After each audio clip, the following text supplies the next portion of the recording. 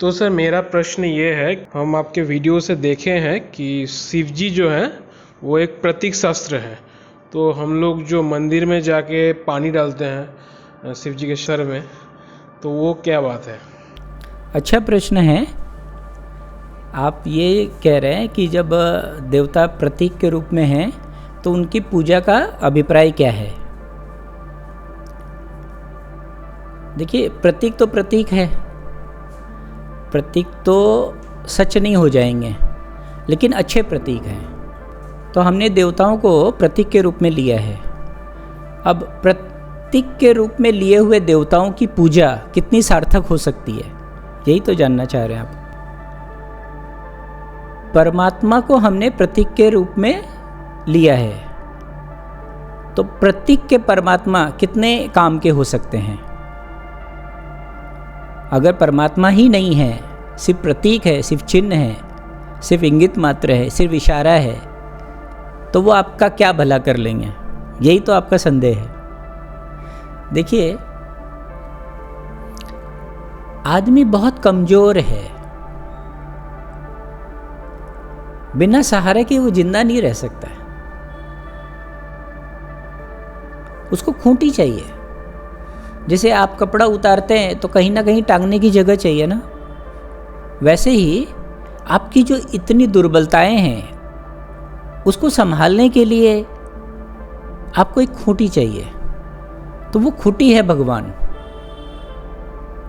भगवान का जन्म ही ऐसे हुआ है। जब आप मुश्किल में आते हैं, जब आप परेशान हो जाते हैं, जब असहाय फील करते हैं,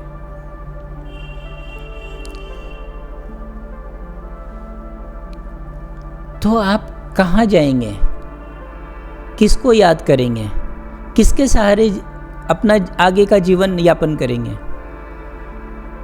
किसको आप बैसाखी बनाएंगे। तो यहाँ पे ज़रूरत हुई भगवान की। तो भगवान ने हमको नहीं बनाया, हमने एक्चुअली भगवान को बनाया है। लेकिन एक बात है और जरा बारीक है, आप ये समझिए, हमने भगवान को बनाया जरूर है, लेकिन भगवत्ता को हम नहीं बना सकते। भगवत्ता तो हमें अर्जित होनी होती है, ये समझने की जरूरत है। यानी there is no god but there is godliness. भगवान नहीं है लेकिन भगवत्ता है। वो जो अननोन सोर्स है, जो अज्ञात है, वही भगवत्ता है। तो ब्रह्मा, विष्णु, महेश, गणेश और बाकी जितने देवी देवता हैं, दुर्गा और बाकी लोग, सब प्रतीक के रूप में हैं।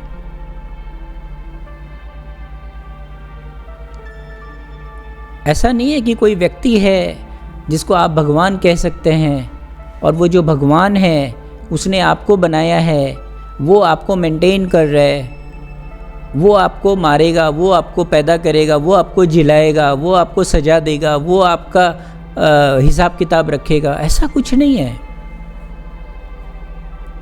पर कुछ है जिसको हम भगवत्ता कहते हैं। ब्रह्मा विष्णु को, महेश को तो नहीं कह सकते, लेकिन आप शिव और दुर्गा को तो नहीं कह सकते। लेकिन बिल्कुल आप छोड़ नहीं सकते, क्योंकि आप जैसे हैं आपको जरूरत है। और ऐसा नहीं है कि आप शिवजी पर जल चढ़ाएंगे तो आपका काम नहीं होगा। आप जरा समझें, जब शिव पर आप जल चढ़ाते हैं तो होता क्या है?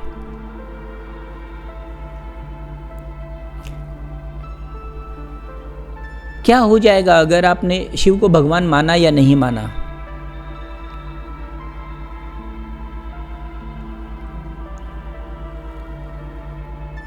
सबसे पहले, क्या आपके अंदर इतनी हिम्मत है, इतनी सामर्थ है, इतनी शक्ति है कि आप भगवान नाम के बैसाखी को छोड़कर अपना जीवन जी सकते हैं?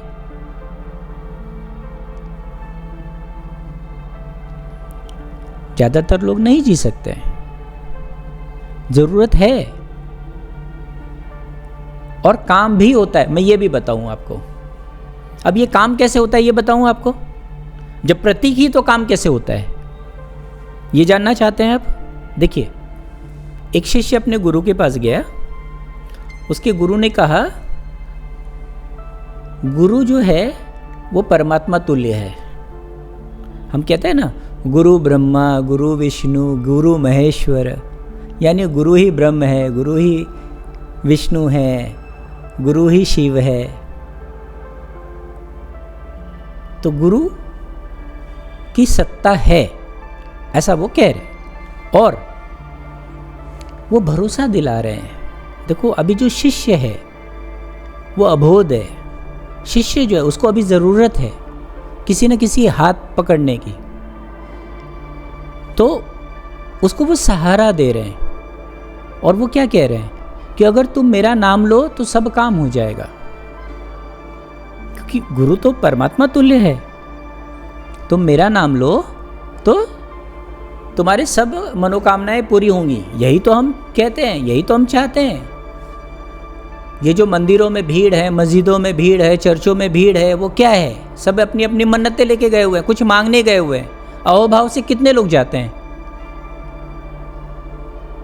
जब आप बहुत आनंदित हैं तब आप कब गए? आप या तो भय से जाते हैं या जरूरत से जाते हैं, तीसरा कोई बात नहीं है। अहोभाव से तो कभी जाते ही नहीं है। तो शिष्य ने पूरी आस्था से, देखिए ये आस्था बहुत जोरदार है बात, आस्था को पकड़ कर रखिए। पूरी आस्था से उसने इस बात को मान लिया कि जो गुरु है वो परमात्मा समान है और उसका नाम लेने से सब काम हो सकता है। तो एक बार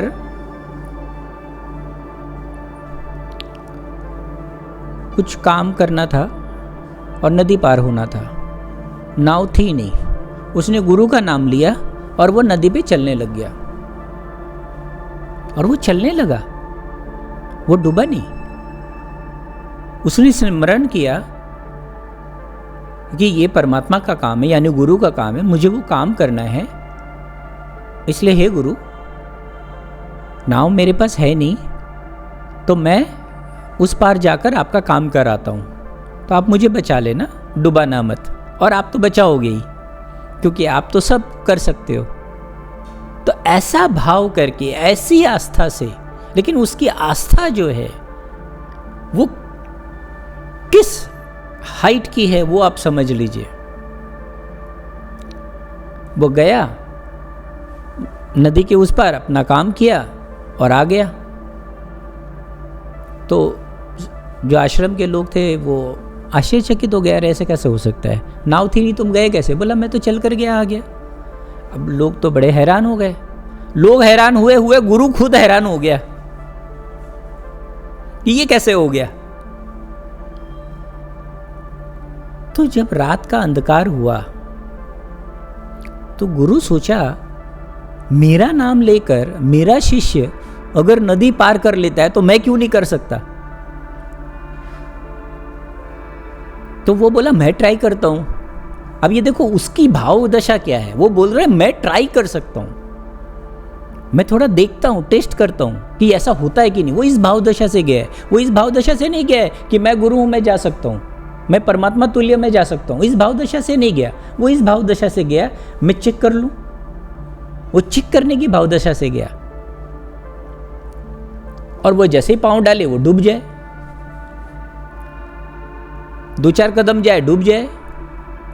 उसने तो हिम्मत ही नहीं की तैर के जाने की भी। तो ये शायद सच्ची घटना है, जहां तक मैं जानता हूं कि ऐसा हुआ था। और अगर सच्ची घटना नहीं भी है तो इस घटना के माध्यम से, इस कहानी के माध्यम से आप समझिए बातों को कि परमात्मा की ज़रूरत कहाँ है, कैसे है, कितना है और क्या काम हो सकता है। और काम हो रहा है तो किस ढंग से हो रहा है, किस मनोवैज्ञानिक कारणों से हो रहा है। तो जो लोग शिव जी पे जल चढ़ाते हैं, उनकी पूजा अर्चना करते हैं, उनकी स्तुति गाते हैं, उनका भजन कीर्तन करते हैं, तो क्या होता है, भाव दशा तो बदलती है ना।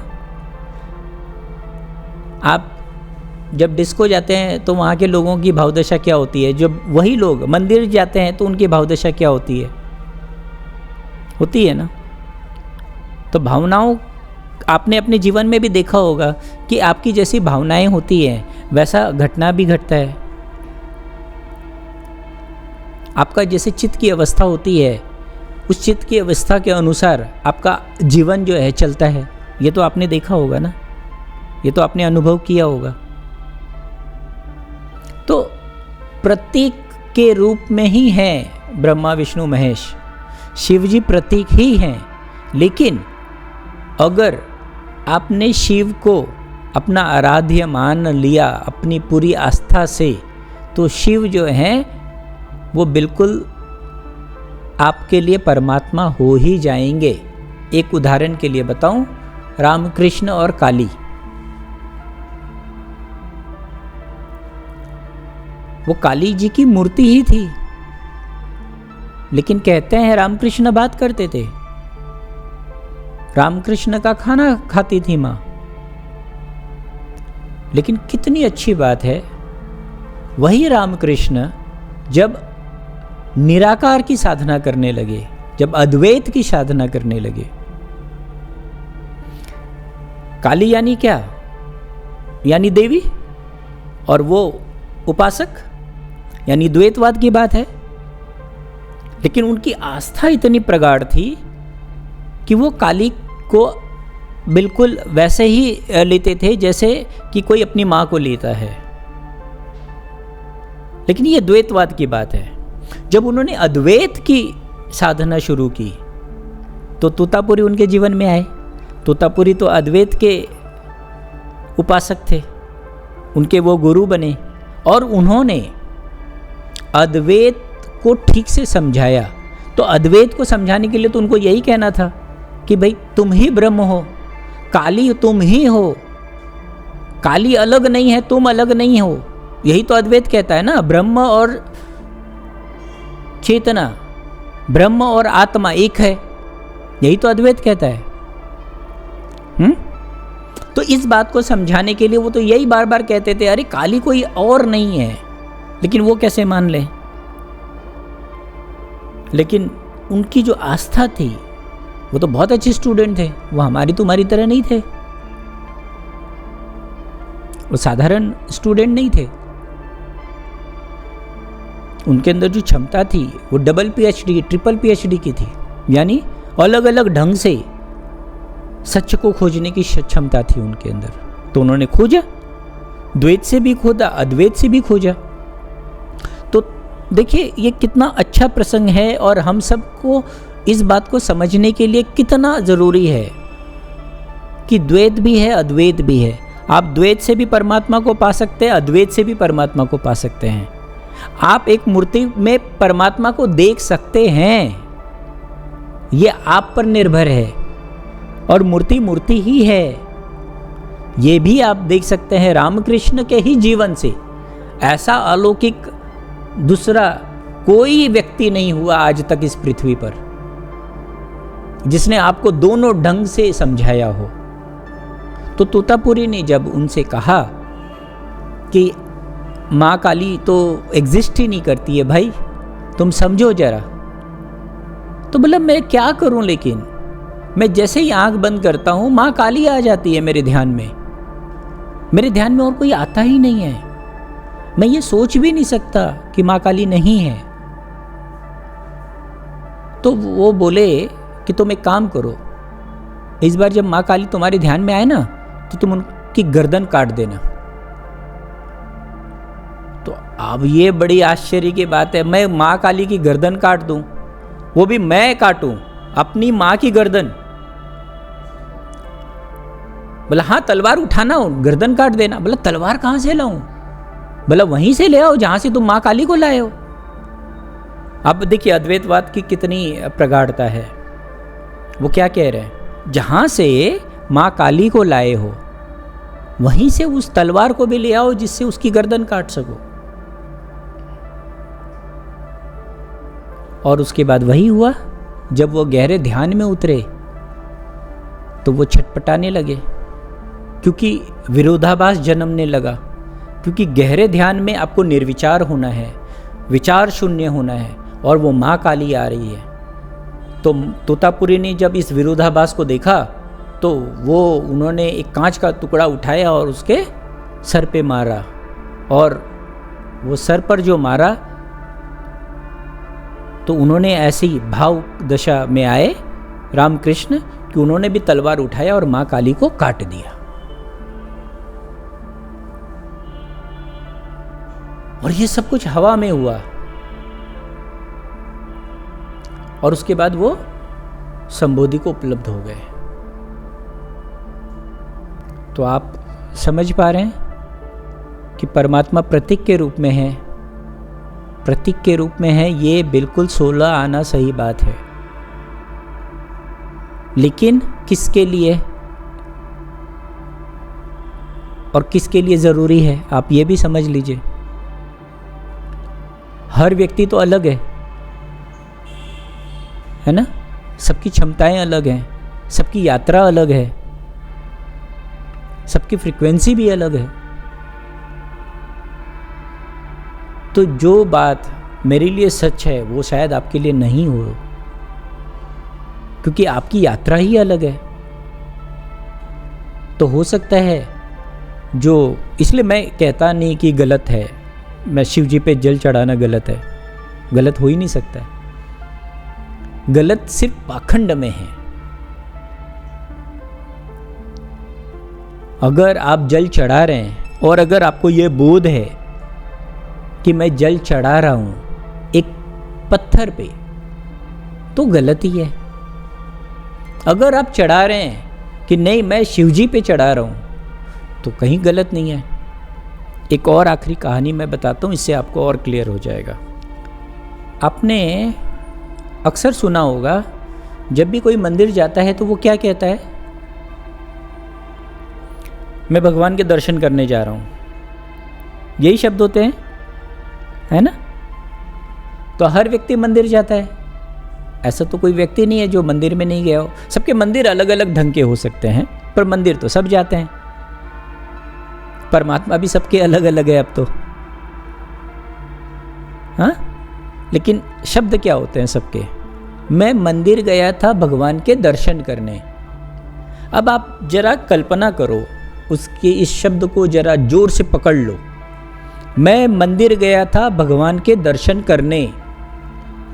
आप जरा ठीक ठीक समझो, अगर कोई व्यक्ति मंदिर जाए और उसको भगवान के सचमुच दर्शन हो जाए, सचमुच वो दर्शन कर ले भगवान के, तो क्या जैसा आदमी है वैसा ही रहेगा? क्या दर्शन करने के बाद वही आदमी की वही स्थिति रह जाएगी? यानी हर व्यक्ति जानता है कि मैं पत्थर की मूर्ति के दर्शन करने जा रहा हूं, भगवान के दर्शन करने नहीं जा रहा हूं।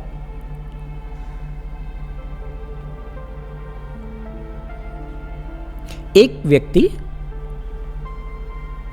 जो कभी मंदिर नहीं गया, बड़ा प्रामाणिक किस्म का व्यक्ति था।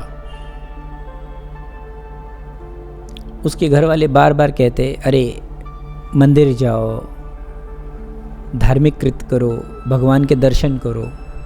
वो कहता ठीक है जाऊंगा, जब कभी मेरा भाव होगा तब जाऊंगा।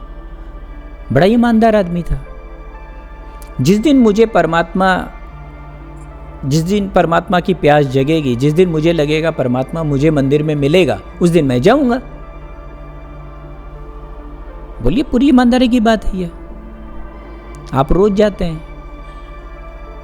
ये कौन सी ईमानदारी है? वो ईमानदार आदमी था, प्रामाणिक किस्म का आदमी था, बिल्कुल ठीक कहता था। जिस दिन मेरी प्यास जगेगी, जिस दिन मुझे लगेगा आज मुझे मंदिर में परमात्मा मिलेगा, उस दिन मैं जाऊंगा। और एक दिन वो आया, जब उसके अंदर प्यास जगी और वो मंदिर गया। लेकिन कथा ये कहती है कि वो मंदिर गया, वापस नहीं लौटा। भगवान के दर्शन हो जाने के बाद कौन लौटता है?